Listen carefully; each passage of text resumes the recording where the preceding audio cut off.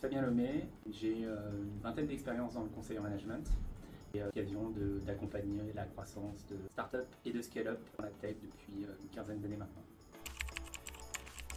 Pour la petite histoire, il y a une trentaine d'années de ça, j'ai eu l'occasion de suivre un cursus scolaire d'ingénierie en informatique industrielle et en intelligence artificielle. À cette époque-là, c'était plutôt l'approche des systèmes experts qui était mis en lumière.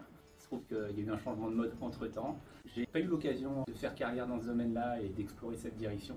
Plutôt dans le business, plutôt dans le management et du coup beaucoup accompagné de groupes sur leur développement et le bottom line. Et il se trouve que le digital et encore plus aujourd'hui, l'IA est un vrai différenciateur. Voilà.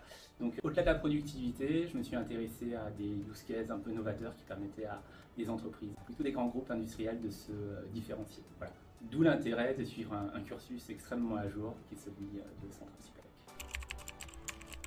Les points forts sont multiples. Tout d'abord, on est sur une approche assez holistique en fait, avec la genèse de l'IA depuis maintenant plus de 70 ans, les différents mouvements et puis on voit qu'effectivement il y a des cycles qui se séquencent. On a eu l'occasion de voir les différents sujets, les différentes approches et notamment l'IA numérique qui a plutôt la tendance versus l'IA symbolique. On a vu les systèmes supervisés, les systèmes non supervisés et le reinforcement learning. Je crois qu'il faut également saluer la qualité des intervenants et des experts qui sont tous à la fois enseignants mais aussi chercheurs, donc ils nous ont apporté un vocable à la fois académique, ce qui est pas mal parce que ça permet de prendre pas mal de recul au regard de ces disciplines qui sont très pointues, mais aussi des chercheurs qui nous ont accompagnés dans des cas très pratiques dans lesquels on a mis effectivement entre guillemets les mains dans le cambouis, on a ouvert le capot et on s'est mis tous à prototyper et développer des cas d'usage extrêmement intéressants pour chacun d'entre nous.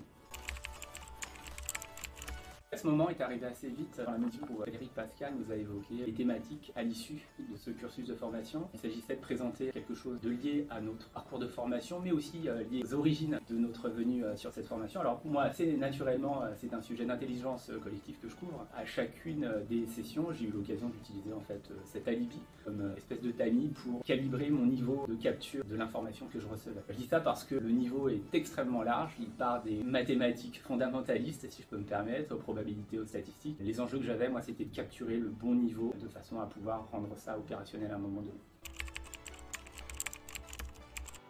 Je suis venu avec un objectif qui était assez clair, c'était de voir dans quelle mesure on pouvait mettre un soupçon d'IA dans une initiative que je poursuis depuis un certain nombre de mois autour de l'intelligence collective et du Web3 et donc de la blockchain. Aujourd'hui, on a clairement identifié un cas d'usage qui a une vocation extrêmement ambitieuse. On a partagé d'ailleurs ce jour dans le cadre des derniers jours qui nous permettaient de présenter nos cas d'usage. C'est à la fois à titre personnel que je soutiens parce qu'il y a une mission au caractère inspirant dans le domaine de l'éducation et puis également à des fins professionnelles parce qu'il n'est pas exclu qu'on lance ce projet certainement avec Centrale Supélec.